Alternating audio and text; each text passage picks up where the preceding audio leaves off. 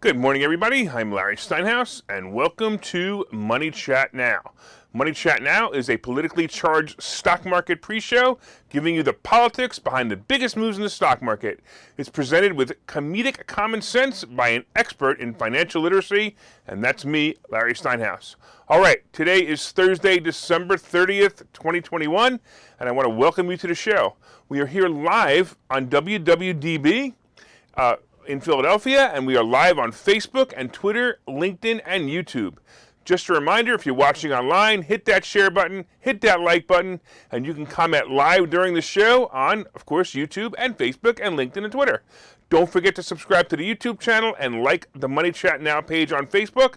Money Chat Now is brought to you by Investor Schooling, and of course, you can attend a complimentary class this Thursday by going to investorschooling.com, and there you will learn about real estate investing and stock options trading. And by the way, today's Thursday, so you're welcome to come today. Hey, Vin, thank you so much for watching. I see you're on YouTube.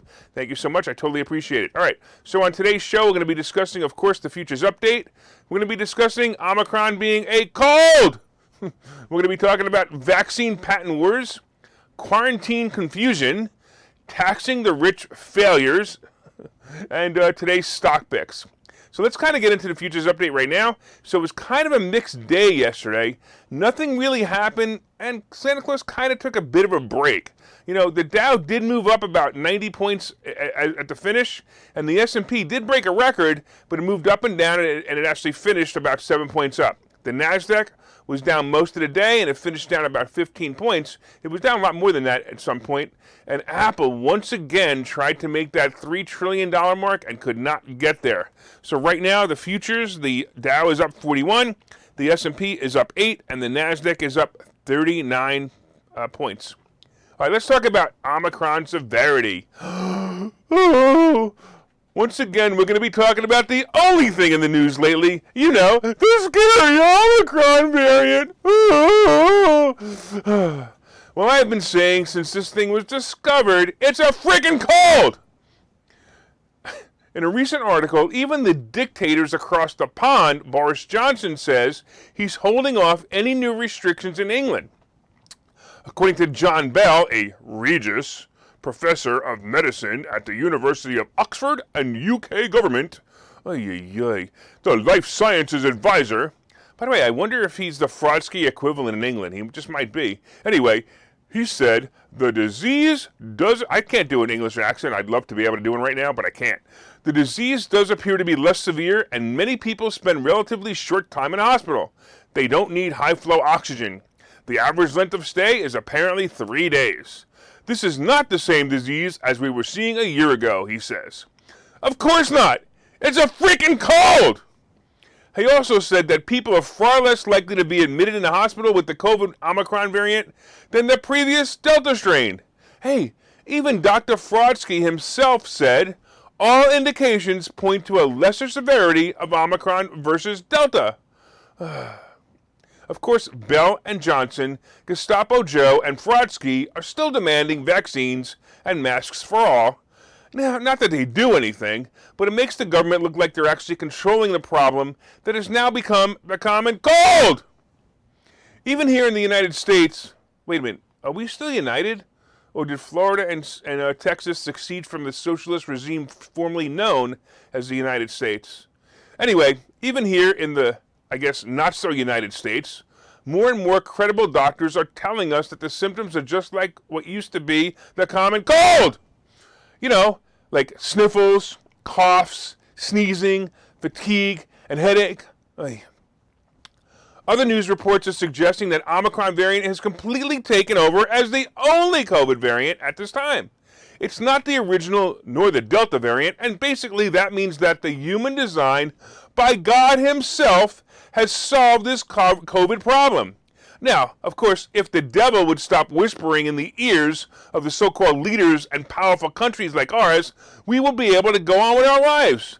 Thank you, Jesus, for rescuing us from this threat. Now, please rescue us from the threat of the Nazi fascist leaders still trying to control us. Let's all say amen. All right, getting to the next topic. Let's talk about vaccine patents. Oh, here it comes. The war regarding who actually invented the vaccine and who should hold the patent. Well, we all thought the drug companies created this emergency vaccine for the good of the world, but now the vaccine companies are fighting over the lucrative patent rights for the worthless vaccine. Did I say worthless? Well, that'll be worthless as far as preventing COVID, but not so worthless to the billions of dollars it will generate in the future as this scandemic continues. The legal battle is taking shape over the patent rights for the vaccines, with drug companies pitted against each other and against government and academic scientists over who invented what. At the heart of the disputes, who can claim to have invented the important elements of the COVID-19 vaccines?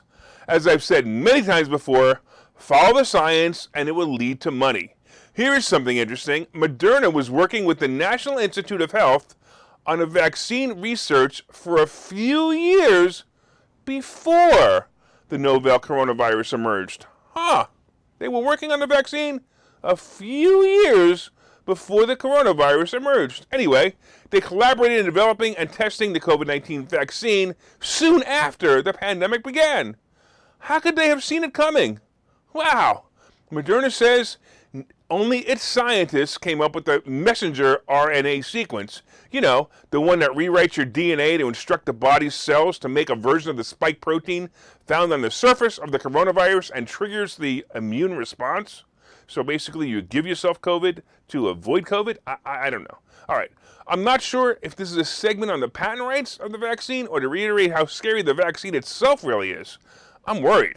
Anyway, as the onion gets peeled back, you'll find other companies like Arbutus Biopharma claiming they invented the main ingredient in the vaccine that Moderna and Pfizer are using. I'm going to tell you, look for the coming lawsuits on the patents, not the side effects, because all you suckers who got the vaccine signed your rights away to sue the manufacturers of the vaccine, so you can't sue them, right? And if you have any side effects, you're basically done, even if they're death. By the way, Moderna's stock was slightly below 250. It did hit 233 yesterday for a moment, and then all of a sudden, news came out again about how quickly COVID is spreading. I'm telling you, Moderna it's the key. Every time it goes below 250, look for a COVID article. Hey, I want to say hello to Tommy, and I want to say hello to Mick. Thanks so much for watching. Check it out. Let's talk about quarantine confusion. All right. I actually thought this was a comedy routine when I read the latest CDC guidelines on COVID exposure and what to do. And I'm really hoping I can get through this segment without laughing. So here it is.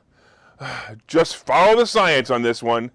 The Omicron variant is spreading quickly and has the potential to impact all facets of our society. CDC's updated recommendations for isolation and quarantine balance what we know about the spread of the virus and the protection provided by the vaccine and booster shots, said CDC Director Dr. Rochelle Walensky.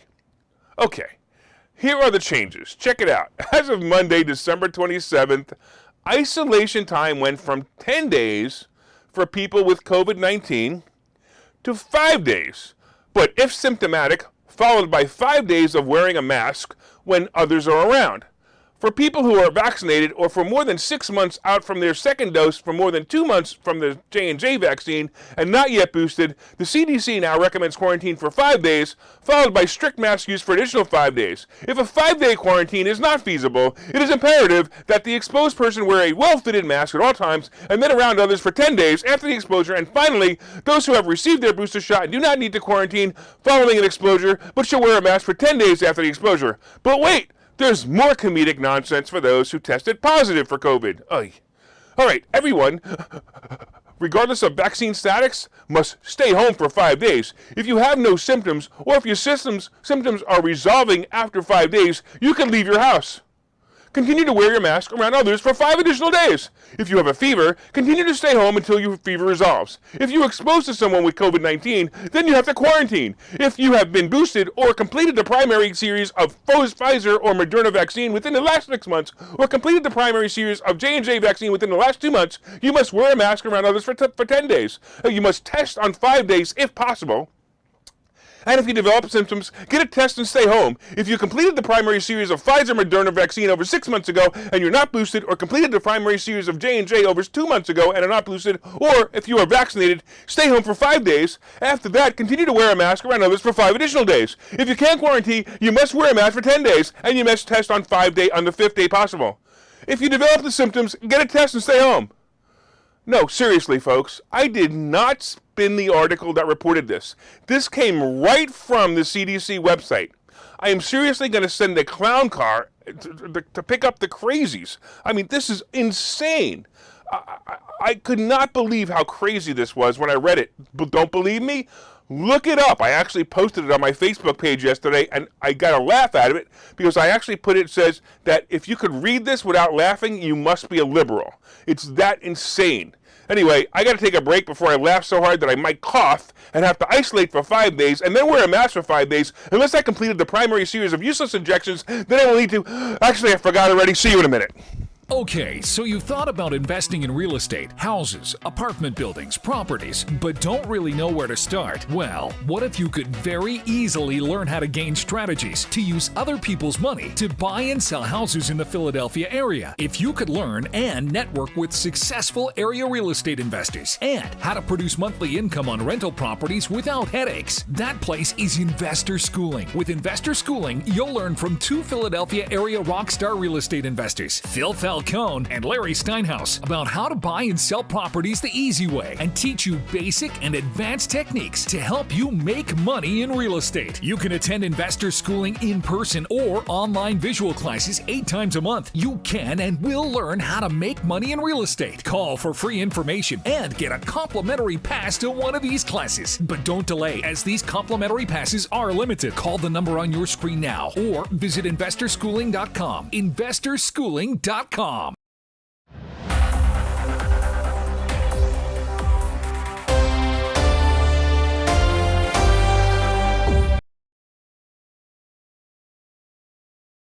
And if on Investor Schooling, you can go to investorschooling.com or call 866-424-2829.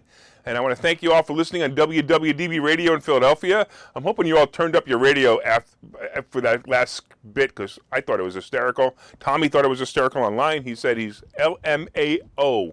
I can't say what that means. You guys know what that means, right? All right. If you're watching online, please hit that share button so you can help your friends learn about how to make more money and help them laugh as well, of course. Hit that like button. Let me know you enjoy the show. And, of course, you can leave comments on Facebook and Twitter, LinkedIn, and YouTube, and I will try to respond to them as quickly as possible. All right, so far, we've been discussing the futures update, and right now the Dow is up 46, the S&P is up 8.5, and the NASDAQ is up 41. Not bad. We've been saying that Omicron is up freaking cold.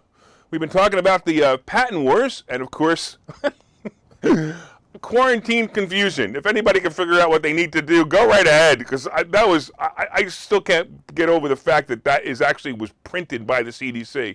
Hey, good morning, Ken. Thanks for watching. Of course, coming up, we're going to be talking about the tax-to-rich failure and today's stock picks. But first, hey, you guys out there, did you hit that like button yet? Did you hit that share button yet? Don't forget to leave comments on Facebook and LinkedIn and YouTube. And if you're listening to WWDB Radio, be sure to set a preset to this station and listen every day at 7:30.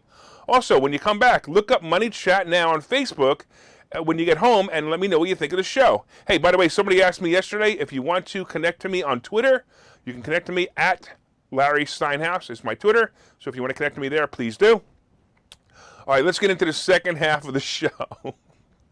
Let's talk about another tax-to-rich failure. Hey, we already know that President Poopy Pants and his minion of goons can't do anything correctly. But I just have to laugh at the promise of the Democrats to tax the rich as a campaign promise. Most of the tax-the-rich schemes that the Democrats had proposed were preposterous. Let me remind you of a couple of them, right? First, they wanted to change something called the step-up basis on the cost of an asset that someone inherits. And just to explain this, currently when you inherit a property from a relative, you inherit it at its current value. In other words, if your parents, for example, left you a property that they paid $50,000 for, and the property is currently worth $200,000, your cost basis when you inherited it would be $200,000. So when you sold it 10 years later for, let's say, $300,000, you would only pay taxes on the gain of $100,000, not the gain of $250,000. It's not a bad thought, but here's what these guys wanted to do. They wanted to tax at the time of inheritance. So they wanted to tax you for the cost basis from $50,000 to $200,000. And basically that would mean that if you inherited a property that your parents bought for $50,000 and it was worth $200,000, you would have to pay taxes on the $150,000 difference the day you inherited the property. For most, this would cause the sale of the asset just to pay the taxes. Well, luckily, it was removed from the agenda when the Biden administration, or whatever they are, basically said, hey, what about the people who have farms, and now they have to sell their farm to a developer, and they're going to lose the farm. They're going to lose the farming, basically, to a developer who's going to build houses on it. Anyway, another dumb one was the removal of the 1031 exchange. This is basically a way to defer your taxes if you would exchange an investment for a similar investment that may pay you a better return. Basically, this is how it works. So many people use this in real estate. For example, they may sell their 4-unit building to buy a 10-unit building, and if they were within the IRS 1031 rules, they don't pay taxes on the proceeds of the first building if all of the proceeds were used to buy the second building. They were going to take this away, and this was also scrapped. Look, but here it is. Perhaps the dumbest of all proposals was the proposal to tax what is known unrealized gains in an investment. I try not to choke when I explain this ridiculous idea, but let me explain how this works. So right now, if you buy an asset, let's say, for example, you have a stock portfolio with a whole bunch of Apple stock, and you have 50,000 shares that you paid an average of $50 for. Now the stock is currently trading at 180, and hopefully you'll hit 183 today. But anyway, it's trading at 180, and that means you're doing really well. But if you keep the stock, technically, you had no gains. You just have an asset that you could, if you chose to sell it, you'd sell it for a nice profit. So the stock could go up or it could go down in the future. But when you sell it, if it sells for more than $50, which is the price you bought it for, you will pay taxes on that realized gain of the difference. So the dum-dums in Washington actually proposed a tax on what is called unrealized gains. That means at the end of the year, even if you didn't sell the asset, you would have to pay taxes on the difference of what you paid for the asset and what it's worth on December 31st. To say this is the dumbest idea that was ever created by the Democrats would be a really bad thing to say, because I'm sure they will come up with something dumber to meet the challenge. So I won't say it. Well, apparently someone with a little experience in accounting explained to the dumb Democrats that this is an impossible task. How can you value an asset at the end of each year, and how can you value an asset that is extremely volatile like stocks or cryptocurrency? Of course, the other problem of having to sell the actual asset to find the money to pay the taxes, you'd have to sell the very asset that you had to pay the taxes on the asset. Ugh. Anyway, can we put brain-dead Biden and his band of thieves back in Biden's basement for a while? Wow, that's actually a tongue twister. Hey, anybody out there, can you say that? Can we put brain-dead Biden and his band of thieves back in Biden's basement for a while? I like that. Anyway, of course, this is the same administration that wants to undo a tax on the rich that Trump installed. So, if you remember, Trump installed the SALT deduction limit of $10,000. And now the Democrats want to eliminate that. So basically, Democrats, is it tax the rich or flap the lips? Dummies. They're all dummies, I'm telling you. All right, anyway, before we take a break, tomorrow is the last day of the year. Hey, did you guys accomplish your goals this year? What were they? Put some comments on Facebook. Let me know on Facebook or Twitter or YouTube or LinkedIn. Let me know what you accomplished. Was it big? Was it small? Hey, do tell it all. Hey, we'll be back in a minute with today's stock picks of the day.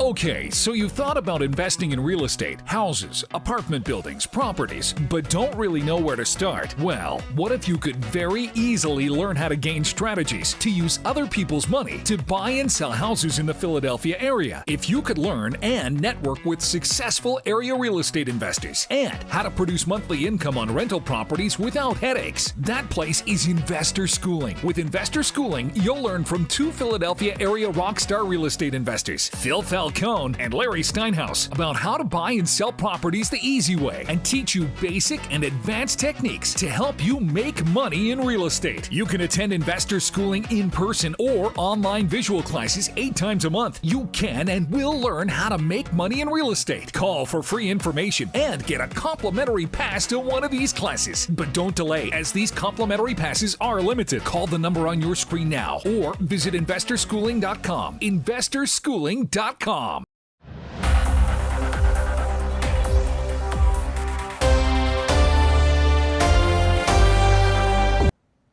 Welcome back to Money Chat Now. I am your host, Larry Steinhouse.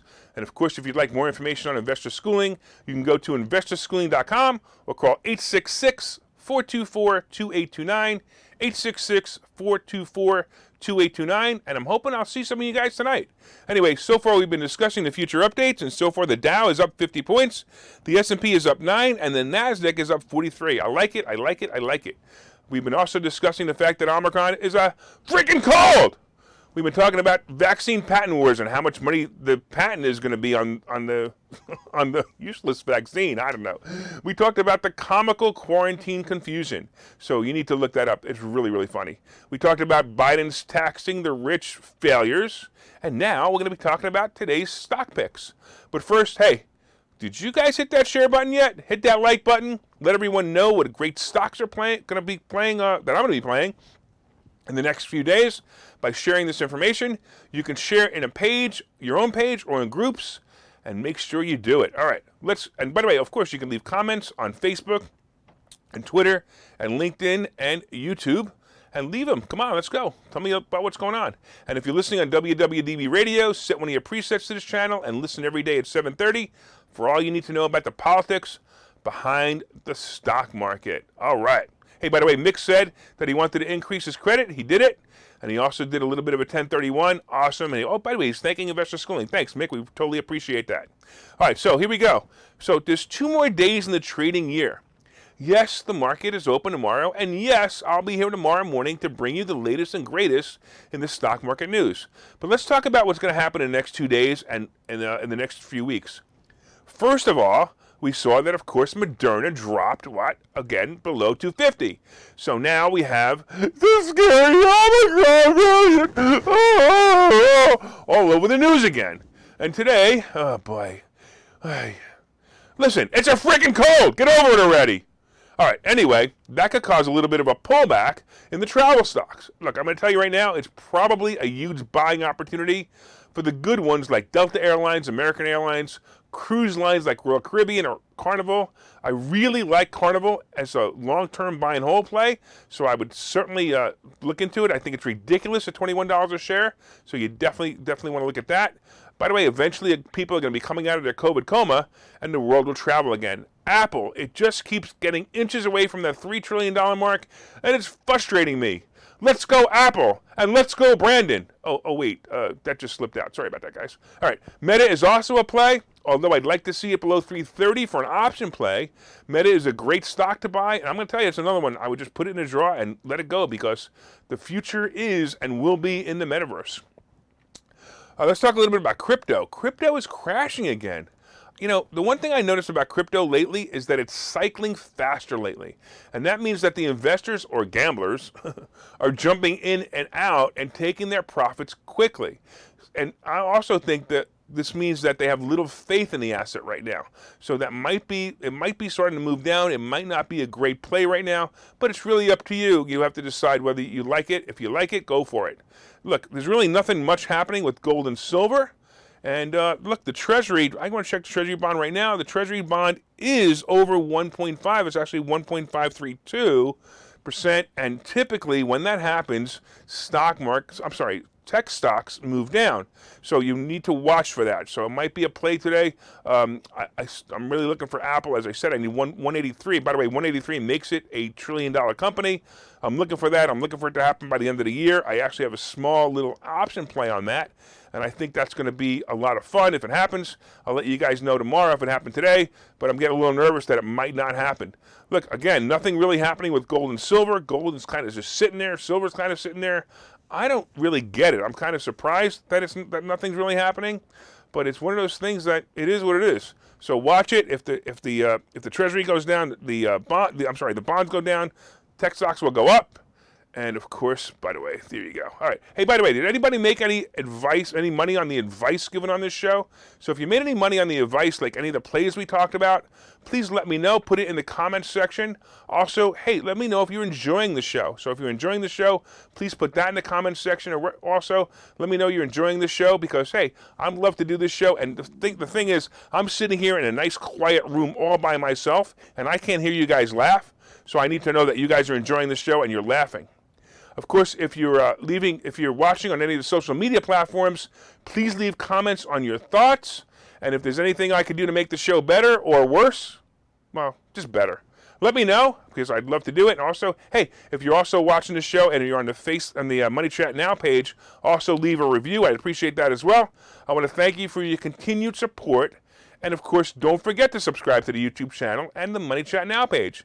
Did I tell you guys that I am writing a book? Actually, the book is written. It's going to come out soon.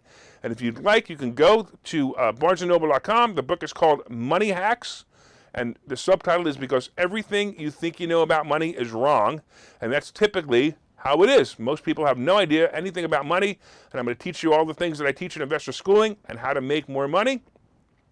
So if you want to do that, go to barnesandnoble.com. Feel free to order it. Actually, pre-order it. I'd love you to have you pre-order it too because I did promise the publisher that you were going to pre-order all these books, and I haven't seen you pre-order them yet. I've only seen 100 of them pre-ordered. I need to see 200 pre-ordered as the promise I made. So if you guys order them more, I'd totally appreciate it. I also want to thank all the listeners on WWDB Radio, and thank you for continued support. If you're enjoying the show, please reach out and let us know as well. And you can leave comments on the WWDB fan page and look for us online. Of course, my name is Larry Steinhouse, and I am the host of Money Chat Now. I want to also let you know that from time to time, I own some of the assets and options discussed on this show, and the opinions discussed on this show are solely mine, and no one has asked me to discuss them. In fact, some people have asked me not to discuss them. Anyway, I will talk to you guys tomorrow. I'm looking forward to it, and have a profitable day.